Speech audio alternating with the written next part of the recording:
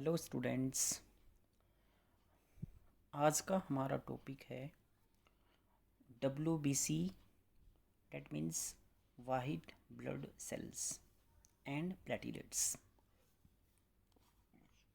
इन दो सेल्स के बारे में हम स्टडी करेंगे आज।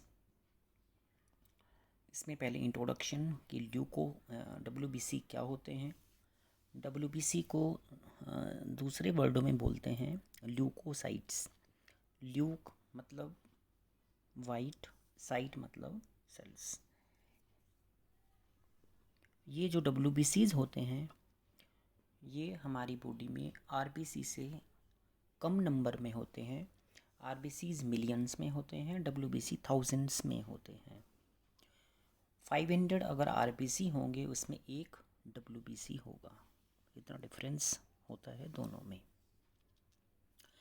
WBCs हमारी बॉडी में डिफेंस मैकेनिज़्म का काम करते हैं, डिफेंड करते हैं हमें। जितने भी इन्फेक्शंस हैं, फॉरेन बॉडीज़ हैं, उनसे हमें ये प्रोटेक्ट करते हैं। इसके बाद है ल्यूकोसाइट्स टाइप्स। ल्यूकोसाइट कितने टाइप्स के होते हैं? ल्यूकोसाइट्स मेनली 2 टाइप्स के होते हैं, एक ग्रेनुलोसाइट और एक ग्रेनुलोसाइट्स। ग्रेनुलोसाइट्स का मतलब होता है कि इन टाइप के सेल्स में ग्रेन्यूल्स और लोब्स पाए जाते हैं। और ग्रेनुलोसाइट्स का मीन्स होता है कि इस टाइप के सेल्स में ग्रेन्यूल्स और लोब्स नहीं पाए जाते हैं। ग्रेनुलोसाइट्स में 3 टाइप के सेल्स होते हैं, न्यूट्रोफिल, इओसिनोफिल एंड बेसोफिल। जो 3 सेल्स होते हैं ये ग्रेनुलोसाइट में होते हैं। और ग्रेनुलोसाइट्स में होते हैं मोनोसाइट एंड लिम्फोसाइट। उनमें ग्रेन्यूल्स नहीं होते हैं। इसके बाद हम एक एक करके जो हमारे जो सेल्स होते हैं ग्रेनुलोसाइट्स, इनके बारे में आगे हम स्टडी करेंगे। सबसे पहले न्यूट्रोफिल। न्यूट्रोफिल के बाद आएगा हमारा इओसिनोफिल, उसके बाद आएगा बेसोफिल। तो न्यूट्रोफिल्स का मतलब होता है न्यूट्रल। दैट मीन्स ये न्यूट्रल से बना है, इसका जो रिएक्शन होता है वो न्यूट्रल होता है, तो उसके नाम पे जो बना है इसको बोलते हैं न्यूट्रोफिल। और इसका दूसरा जो नाम है एक बार उसका PMN। PMN का मतलब होता है पॉलीमॉर्फो न्यूक्लियर सेल्स। नॉर्मली ये हमारे जो इसका शेप होता है वो राउंड होता है, और इसका जो एवरेज डायमीटर होता है, साइज जो है 10 to 12 माइक्रोमीटर इसका साइज होता है। ये जो कलर लेता है वो रोमेनोस की स्टेन होती है, उससे कलर लेता है। रोमेनोस की स्टेन जो है इसको, इसके लोब्स को कलर देती है, ग्रेन्यूल्स को। जो पिंक कलर का इसका साइटोप्लाज्म आता है और ब्लूइश कलर के इसके लोब्स होते हैं, वो इसमें हमें दिखाई देते हैं। इसके बाद नॉर्मल वैल्यू, ये हमारे जो ब्लड में है टोटल जो नॉर्मल वैल्यू होती है 45 से लेके 75% जो है ये हमारी बॉडी में प्रेजेंट होता है।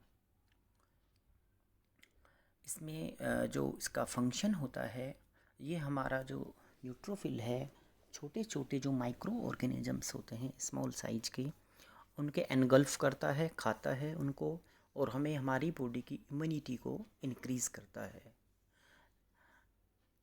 और ये फैगोसाइट सेल है, फैगोसाइट्स के द्वारा ये हमारे इम्यून सिस्टम को इंक्रीज़ करता है। ये मोटाइल भी होता है, ये वेसल्स से मोटाइल करके जहाँ पर इन्फेक्शन होता है उस जगह जाके हमें बचाता है, जिससे हमें कंट्रोल करता है। इसका लाइफ स्पैन जो है वो फ्यू डेज़ होता है, फ्यू आवर्स भी हो सकता है। Normally few hours, few days तक ये हमारी बॉडी में रहता है। और जो ये हमारी बॉडी को इम्यूनिटी देता है, मैक्सिमम मात्रा में ये सेल्स हमारे ब्लड में पाए जाते हैं। इसके बाद जो सेकंड सेल है उसका नाम है इओसिनोफिल है। इओसिनोफिल का जो डायमीटर होता है वो सेम एज न्यूट्रोफिल की तरह होता है। न्यूट्रोफिल का 10 to 12 माइक्रोमीटर, इसका भी 10 to 12 माइक्रोमीटर होता है। और इसका जो शेप होता है वो राउंडेड शेप का होता है। इसमें मेनली 2 लोब्स पाए जाते हैं जो हाईली एसिडिक होते हैं, और वो जो कलर लेते हैं वो रोमेनोस की स्टेन से कलर लेते हैं, ऑरेंज रेड कलर के होते हैं। ये जो सेल है ये स्पेक्ट्रल सेल का होता है। स्पेक्ट्रल मतलब चश्मे की तरह होता है, या हॉर्स शू जो होते हैं उसकी तरह होता है। और छोटे छोटे इसमें जो पॉइंटेड होते हैं वो इसमें रेड कलर के ग्रेन्यूल्स हमें दिखाई देते हैं। इसका साइटोप्लाज्म ऑरेंज रेड कलर का होता है, उसमें ग्रेन्यूल्स होते हैं। और नॉर्मली जो हमारे ये ब्लड में 1 to 6% प्रेजेंट होता है। इसका जो फंक्शन होता है हमारे जो बॉडी में, ये भी डिफेंस मैकेनिज़्म करता है, हमें माइक्रो ऑर्गेनिज्म से बचाता है। ये जो टिश्यू में इम्यूनिटी देता है, वहाँ पर हिस्टामिन जब रिलीज़ होता है उसको सेंसिटाइज करता है। और कुछ कंडीशंस होती हैं जिसमें ये इंक्रीज़ हो जाता है, जैसे पैरासाइटिक इन्फेक्शन, एलर्जी कंडीशंस, इनमें ये इनका जो नॉर्मल रेंज से ज़्यादा हो जाता है। इसका जो लाइफ स्पैन होता है वो फ्यू आवर्स होता है या फ्यू डेज़ होता है। उसके बाद ये फिर सेल्स जो है ब्रेक ऑन हो जाता है, टूट जाता है, और नई सेल्स इनकी जगह ले लेते हैं। उसके बाद जो अगला सेल्स है उसका नाम है बेसोफिल। बेसोफिल का जो डायमीटर होता है वो 8 to 10 माइक्रोमीटर होता है। इसके जो ग्रैन्यूल्स होते हैं लार्ज होते हैं, 2 प्रोमिनेंट होते हैं, बड़े बड़े होते हैं, दिखाई देते हैं, और राउंड शेप का सेल्स होता है ये। न्यूट्रोफिल से थोड़ा सा छोटा सेल्स होता है। और जो ये कलर लेता है रोमानोव्स्की स्टेन से, जिसके लोब्स होते हैं, उसका जो कलर है वो ब्लैकिश कलर का होता है। ब्लैक ग्रैन्यूल्स हो जाते हैं और डीप पर्पल इसका साइटोप्लाज्म हो जाता है। इसमें 2 लोब्स पाए जाते हैं। इसको मास्ट सेल भी बोलते हैं। जब ये टिश्यू में चला जाता है तब इसको मास्ट सेल का नाम दिया जाता है। ये ब्लड में 0 to 1% पाया जाता है हमारे पेरिफेरल ब्लड में। बोन मैरो में इसका फॉर्मेशन होता है और ये हिस्टामिन को रिलीज़ करता है। इसका जो फंक्शन होता है वो हिस्टामिन को रिलीज़ करता है, हाइपर सेंसिटिविटी को दिखाता है, एलर्जी कंडीशंस में हाइपर सेंसिटिविटी शो करता है। और हमारी बॉडी में जो हेपेरिन होता है, नेचुरल जो एंटीकोगुलेंट है, उसको सिक्रीट करता है। नेचुरली एंटीकोगुलेंट हमारी बॉडी में होता है, उसका नाम है हेपेरिन, जो इसके द्वारा सिक्रीट किया जाता है। इसका लाइफ स्पैन मैंने बताया, लाइफ स्पैन जो है फ्यू डेज़ होता है, फ्यू आवर्स, फ्यू डेज़ इसका लाइफ स्पैन होता है। इसके बाद है जो अगला सेल है उसका नाम है ए ग्रैनुलोसाइट्स।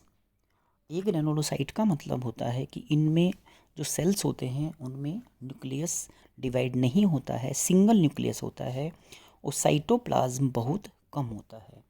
ये सेल्स 2 टाइप्स के होते हैं, एक लिम्फोसाइट और एक मोनोसाइट। पहले हम पढ़ेंगे लिम्फोसाइट के बारे में। लिम्फोसाइट सेल्स जो है वो 2 टाइप्स का होता है मॉर्फोलॉजी के बेस पर, एक स्मॉल लिम्फोसाइट, एक लार्ज लिम्फोसाइट।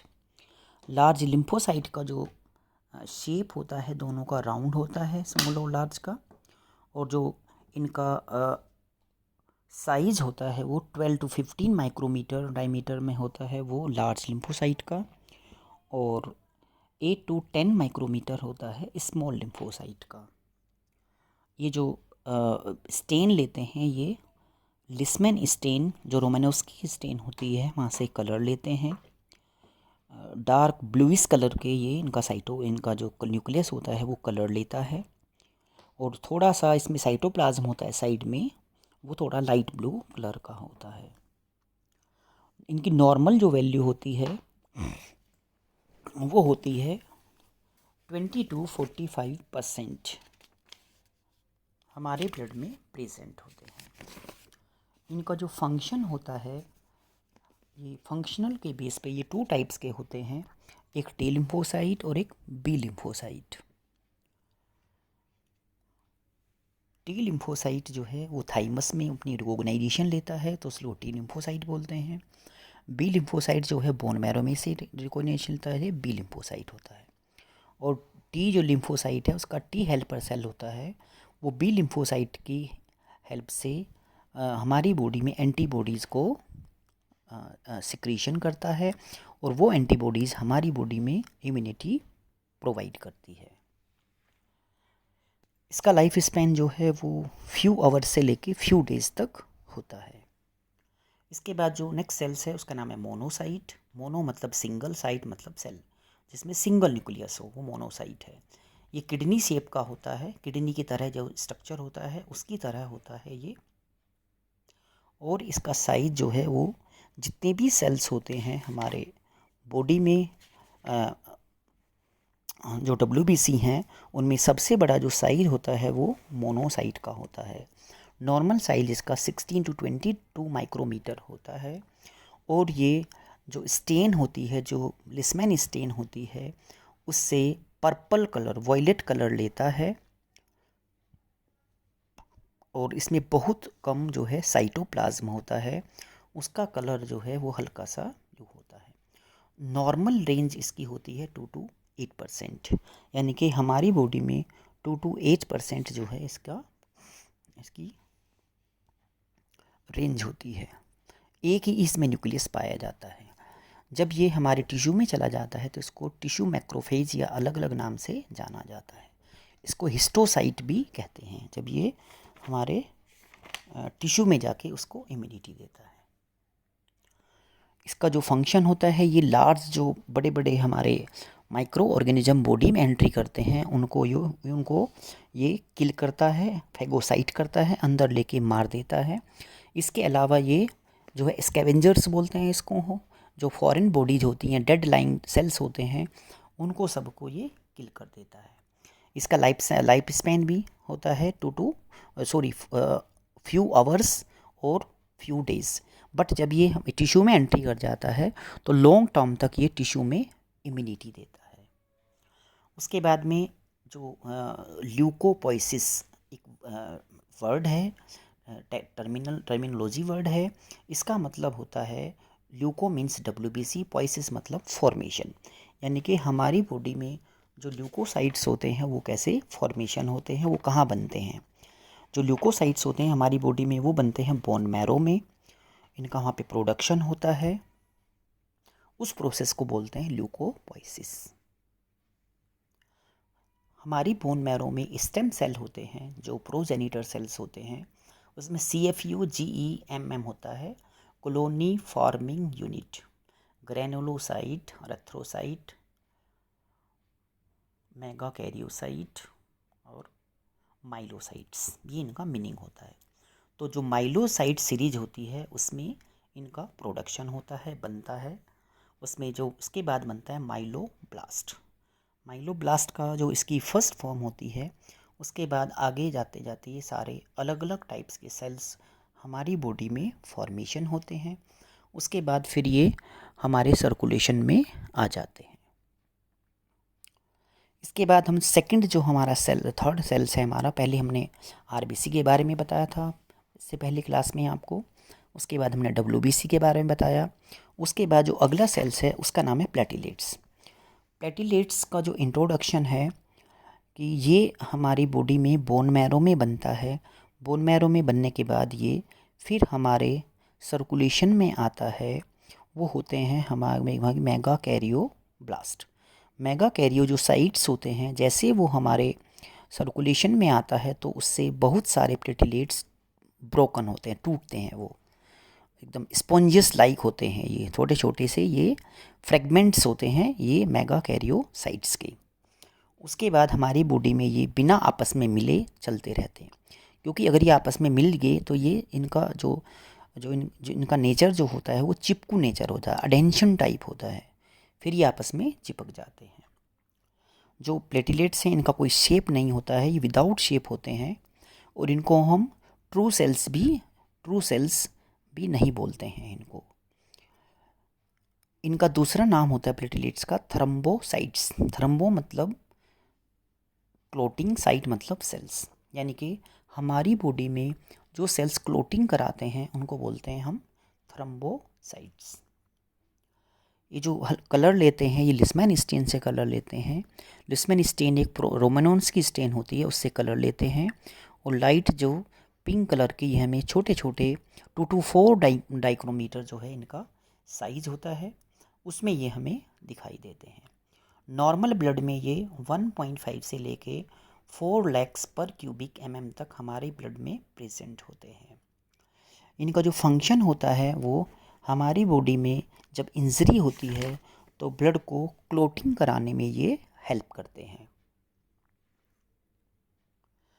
प्लेटलेट एडेंशन, ये इसमें क्या होता है, प्लेटलेट जो हैं वो आपस में चिपकते हैं। जब इंजरी होती है वहाँ पर एक वॉन विलीब्रांड फैक्टर होता है जो ग्लाइकोप्रोटीन का बना होता है, वो इनको आपस में एडेंशन होने में हेल्प करता है। इसके बाद प्लेटलेट एग्रीगेशन होता है, ये सारे इकट्ठे होते हैं, बहुत प्लेटलेट्स आते हैं, उसमें एडीपी एडिनोसाइड फॉस्फेट जो है यहाँ पर हेल्प करता है। उसके बाद प्लेटलेट रिएक्शंस होती हैं। प्लेटलेट कुछ यहाँ पे केमिकल्स रिलीज़ करता है, उस केमिकल्स रिलीज़ करने की वजह से विस्कस मेटामॉर्फोसिस का फॉर्मेशन होता है और उसके बाद जो है उसमें कुछ रिएक्शंस होती हैं और उनके शेप को चेंज कर लेते हैं प्लेटलेट आपस में और वो फिर अपनी रिलीज रिएक्शंस करते हैं। उसके बाद में जो प्लेटलेट्स अपने शेप को चेंज कर लेते हैं, सूडोपोड्स बोलते हैं उनको। सूडोपोड्स बनने के बाद में फिर ये मर्ज हो जाते हैं बहुत सारे प्लेटलेट आपस में और वहाँ पे प्लग बन जाता है और क्लोटिंग फैक्टर आके फिर वहाँ पे जो वुंड है उसको सीज कर देते हैं। उसके बाद जो नेक्स्ट है इसमें मेगा कैरियोपोइसिस।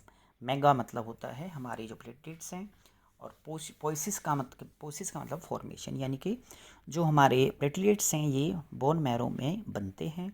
बोन मैरो में फॉर्मेशन होने के बाद मेगा कैरियोब्लास्ट बनता है। मेगा कैरियोब्लास्ट के बाद प्रो मेगा कैरियोसाइट्स का फॉर्मेशन होता है और प्रो मेगा कैरियोसाइट्स जब हमारे बनने के बाद में उसके बाद मेगा कैरियोसाइट्स बनता है। मेगा कैरियोसाइट्स जब हमारे ब्लड सर्कुलेशन में आता है तो उसके बाद 4000 प्लेटलेट्स का फॉर्मेशन होता है और इसलिए हमारी बॉडी में लेग्स में जो है प्लेटलेट्स प्रेजेंट होते हैं। तो ये हमने आज इस क्लास में आपको बताया WBC के बारे में, उनका फॉर्मेशन, उनका फंक्शन और उसके बाद प्लेटलेट्स के बारे में कि कैसे प्लेटलेट्स हमारे बनते हैं।